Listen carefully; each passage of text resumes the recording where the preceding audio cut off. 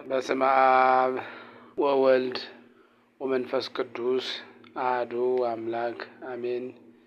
የተከበራችሁና የተወደዳችሁ የእግዚአብሔር ቤተሰቦች የእናታችንም የቤታችን የድንግል ማርያም የአስራትና የቃል ኪዳን ልጆች ሁላችሁም በእግዚአብሔር ፍጹም ሰላም እንደምሰነበታችሁ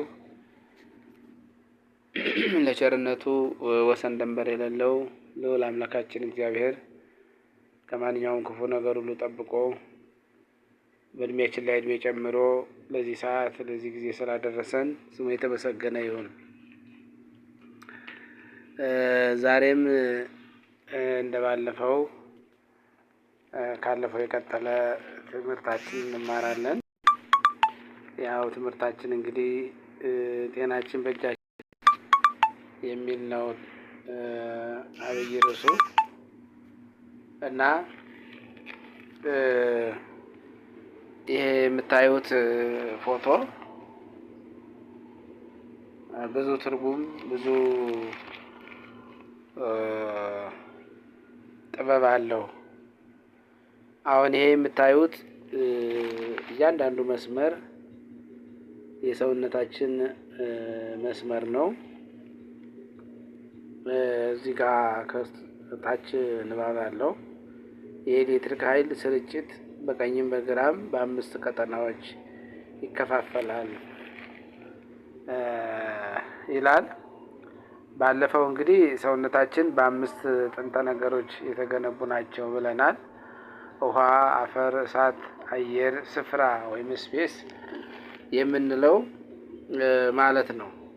እና ይሄ እንግዲህ በግራና በቀኝ በአምስት ቀጠናዎች የተከፋፈለ ነው ይላል። እና ይሄ እያንዳንዱ የአካል መስመራችን የሚያሳይ ነውና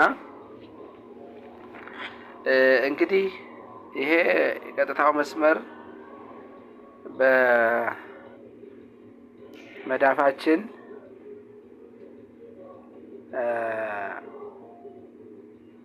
ይኸው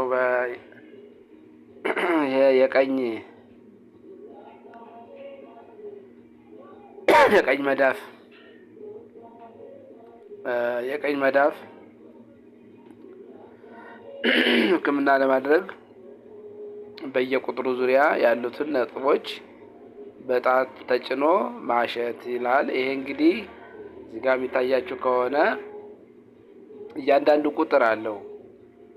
ይሄ የቀኝ እጃችን መዳፍ ነው። ከዛኛው ቀደም ካየነው መስመር እያንዳንዱ የሚያገናኝ ማለት ነው። ለምሳሌ እንደዚህ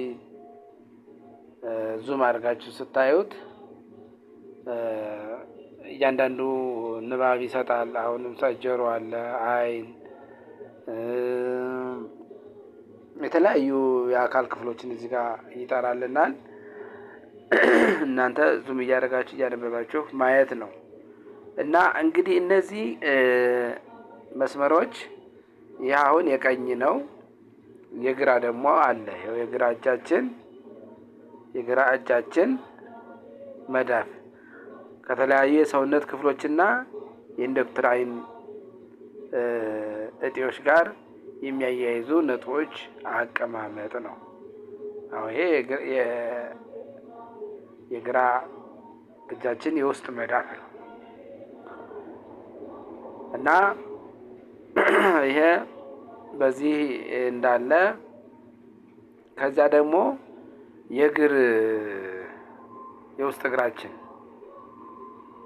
ይሄ የውስጥ እግራችን ነው። የውስጥ እግራችን ሶል ነው። ይሄ አንደኛው የግራ ነው፣ አንደኛው የቀኝ ነው። እና እነዚህም ልክ እንደ እጅ መዳፋችን እንደ ውስጥ እጅ መዳፋችን እያንዳንዱ መስመር አለው፣ ቁጥር አለው።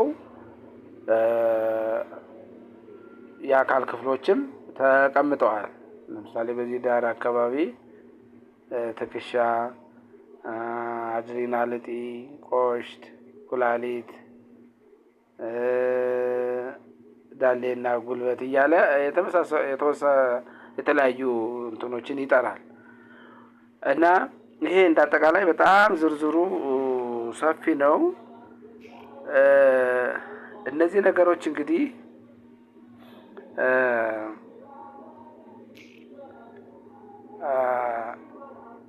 እግዚአብሔር በዚህ ጥበብ እንድንጠቀም ከበሽታ እንድንፈወስ የሰጠን ጸጋ ነው። ይህንን ጥበብ ማወቅ ያስፈልጋል።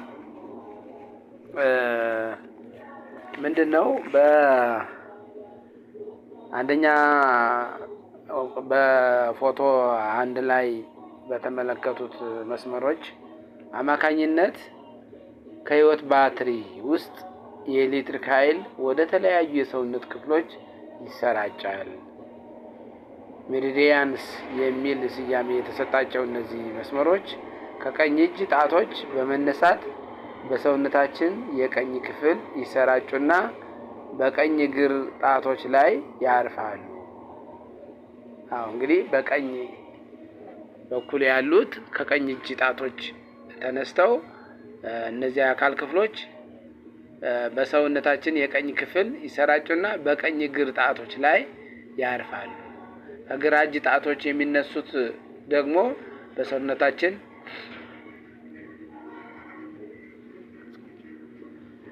በሰውነታችን የግራ ክፍሎች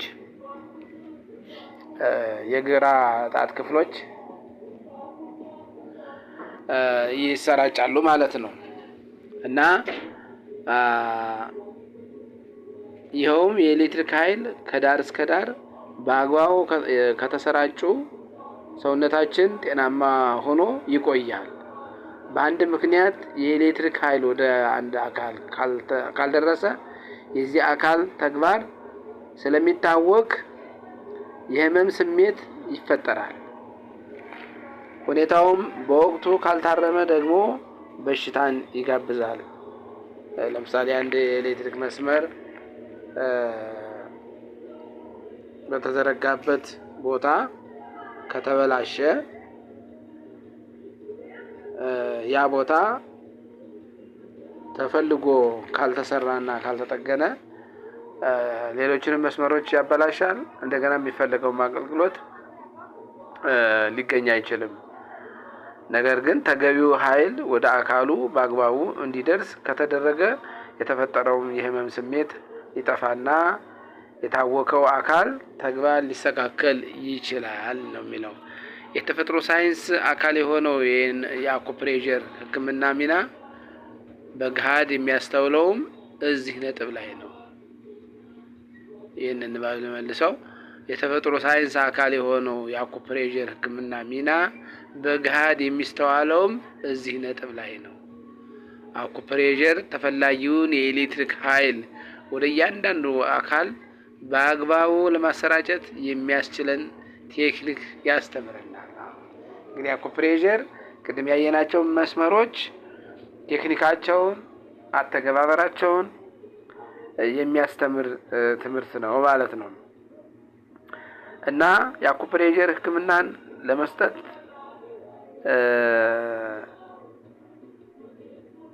ምንም የሚከብድ አይደለም። ማንኛውም ሰው ትንሽ ስልጠናና ትንሽ ትምህርት ከተማረ ሊሰራው ሊተገብረው የሚችል ነው። የሚከብድም ነገር አይደለም።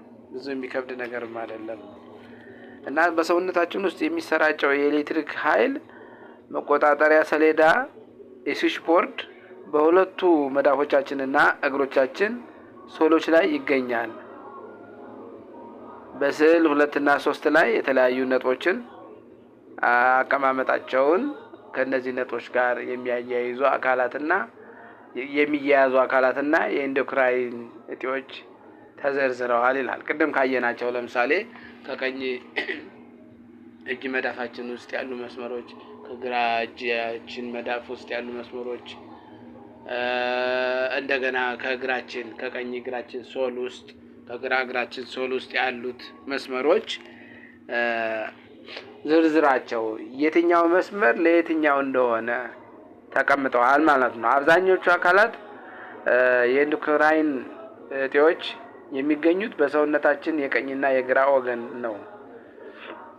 በቀኝ ወገን የሚገኙትን አካላት የሚወክሉት ነጥቦች በቀኝ መዳፍና በቀኝ እግር ሶል ውስጥ፣ በግራ ወገን ያሉት ደግሞ በግራ ወገን ያሉት አካላት ነጥቦች ደግሞ በግራ መዳፍና በግራ እግር ሶል ውስጥ ይገኛሉ። ለምሳሌ ልብና ሳምባ በግራ ወገን ወይም በግራ በኩል ተቀምጠዋል። የሚወክሏቸው ነጥቦች በግራ መዳፍና በግራ እግር ሶል ውስጥ ነው። በግራ በኩል ያሉት እንግዲህ በግራ ያሉ መስመሮች ናቸው የሚወክሏቸው ማለት ነው። ጉበት፣ የሐሞት ከረጢትና ደግሞ ሌሎች የመሳሰሉት በቀኝ ወገን ስለሆኑ ነጥቦቻቸው በቀኝ መዳፍና በቀኝ እግር ሶል ውስጥ ይገኛሉ። አያችሁ፣ በቀኝ እጅ መስመር ያለው በቀኝ እግር ሶል ውስጥ ነው የሚገኘው ማለት ነው። መስመሩ እንደዚያ ነው የሚሄደው። በጀርባችን ላይ የሚገኙት አካላት አከርካሪ ነርቮች፣ ወገብ እና ዳሌ፣ እነዚህ ደግሞ በስዕል 3 እንደተመለከተው በመዳፍና በእግራችን ስል ተቃራኒ ወገን ማለት እነዚህ አሁን ላይ የጠቀስናቸው ወገብ፣ አከርካሪ፣ ዳሌ የሚባሉት ደግሞ በቀኝ እጃችን ጀርባ፣ በግራ እጃችን ጀርባ፣ በእግራችን ሶሎች ጀርባ፣ የጀርባው ማለት ተቃራኒ ማለት የቀኝ እጅ የመዳፍ የውስጥ እጃችን ጀርባ ማለት የግራ እጃችን ጀርባ፣ የእግራችን ሶል የውስጡ ማለት ነው የሱ ጀርባ። እነዚህ የሚገኙት በዛ ተቃራኒ ነው ማለት በጀርባ በኩል ባለው መስመር ነው። የሌሎችም አካላት የኢንዶክራይን ነጥቦች ደግሞ በሁለቱም መዳፎችና የእግር ሶሎች ውስጥ ይገኛሉ። እና እንግዲህ ይሄ ትልቅ ነገር ነው። ምናልባት ከበድ ሊል ይችላል፣ ትንሽ ትምህርትም መረዳትም ስለሚፈልግ እንጂ በጣም ቀላል ነው። በእጃችን ያለ ነገር ነው። ስንፈጠር አብሮን የተፈጠረ እግዚአብሔር በቸርነቱ የሰጠን ጸጋ ነው። የሰው ልጅ በኃጢአት ቢወድቅ ከሰማየ ሰማያት ወርዶ ከድንግል ማርያም ተወልዶ ራሱን መስዋዕት አድርጎ ድነተ ነፍስ ሰጥቶታል፣ ድነተ ስጋም ሰጥቶታል። እና እንደገና ደግሞ በስጋችን የተለያዩ የበሽታ አይነቶች አሉ። በቫይረስ የሚመጣ በሽታ አለ፣ በባክቴሪያ የሚመጣ በሽታ አለ። የበሽታው አይነት መቼስ ዘርዝሬ ቆጥሬ ልዘልቀው አልችልም። በዚህ በሽታ ደግሞ ተጠቅተን የበሽታ መከማቻ የበሽታ መኖሪያ ሆነን እንዳንኖር በጤና በደስታ እንድንኖር እግዚአብሔር ስለፈቀደ የምንድንባቸው መንገዶች ከስጋ ደዌ የምንድንባቸው መንገዶች እግዚአብሔር አመቻችቶልናል። በምንበላው በምንጠጥ በእጽዋት በማዕድናት በእንስሳት ተዋጽኦ እንግዲህ እነሱን ወደፊት እናያለን። እነዚህን ነገሮች ከመጠቀማችን በፊት በአካላችን በራሳችን እጃችን በእጃችን ባሉ በህዋሳቶቻችን መስመሮች ተጠቅመን እነሱን አኩፕሬዠር ወይም ደግሞ ተጭነን በማሳጅ በማድረግ በማሸት እንድንፈወስ ይሄንን አብሮን ገና ስንፈጠር ጀምሮ አብሮን የተፈጠረ ጸጋ የተሰጠን ጸጋ ነው። ይሄንን ግን ከእውቀት ማነስ የተነሳ ስንት ሰው ነው የሚጠቀምበት? ይሄ ነገር ለእያንዳንዱ ሰው እጅ አለ። ለእያንዳንዱ ሰው የተሰጠው ጸጋ ነው። ግን እንደዚህ ይህንን ጥበብ ተጠቅመን ከበሽታ የምንድንበት የምንፈወስበት ሁኔታ ብዙ ሰው ያለ አይመስለኝም። እና እንግዲህ የምንማረው ይሄንን ነው እና ይሄ የተሰጠን ጸጋ ነው። ይሄንን ልንጠቀምበት ይገባል። አጠቃቀሙ እንዴት እንደሆነ እንግዲህ ወደፊት እናየዋለን። ግን የስርጭቱ አድማስ በዚሁ ባልኳችሁ በዚህ ይሄኛው መስመር ወደ ሁሉም ወደ እጃችን፣ በእጆቻችን፣ በእግሮቻችን ጣቶች፣ በእጆቻችን ጣቶች፣ በመዳፎቻችን ያለው በሶሉ፣ በውስጡ፣ በጀርባው አጠቃላይ በሰውነታችን ያሉ የአካል ክፍሎች የሚያገናኝ መስመር ነው እና ይሄንን መስመር የትኛው ወደ የትኛው እንደሚሄድ ማወቅ አለብን። የሰውነታችን ክፍል የትኛው ነው ወደ የትኛው የሚሄደው የሚለውን ይሄ መጽሐፍ ይሄ ትምህርት ያሳውቀናል። በደንብ መከታተል አለብን። መጽሐፉ እንግዲህ አይገኝ እንደው እንጂ መጽሐፉንም ማንበብ ይገባል። እንግዲህ ያልገባችሁም ካለ ወደፊት ስልክ አስቀምጣለሁ፣ በዛም እየተደዋወል መጠየቅም ትችላላችሁ ማለት ነው እና መስመሮቹን የትኛው መስመር ለየትኛው በሽታ ነው የሚነካው የሚታሸው የሚለውን ማወቅ። ለምሳሌ አንድ ሰው ወደ ቦታ ሲሄድ መንገዱን ካላወቀ የሚፈልገው ቦታ ይደርሳል? አይደርስም። እንዲሁ ሲንከራተት ነው የሚሆነው። ስለዚህ የትኛው መስመር ወደ የትኛው እንደሚወስድ ለየትኛው በሽታ ለየትኛው ችግር መፍትሄ ሰጭ እንደሆነ መማር ማወቅ ያስፈልጋል። ነገር ግን ይሄ ለድሃ ለሀብታም ለሁሉም ሰው እግዚአብሔር የሰጠው ጸጋ ነው። በእጃችን ያለውን ጸጋ በእጃችን ያለውን ሀብት ባለማወቃችን የተነሳ ትንሽም ነገር ስታመን ሩጠን ወደ ሐኪም ቤት ሩጠን ወደዚያ። ከዚያ በፊት ግን ራሳችን በራሳችን የምናክምበት ጤናችን በራሳችን እጅ ነው ያለው ሁኔታ አለ። ከወጭም ከእንግልት ከተለያየ ነገር የምንድንበት ጸጋ ነውና ይሄንን እንድንከታተል ነው። ለዛሬው በዚህ ይበቃናል። የመከረን ያስተማረን ቸር አምላካችን እግዚአብሔር ስሙ የተመሰገነ ይሁን። ወስብሐት ለእግዚአብሔር።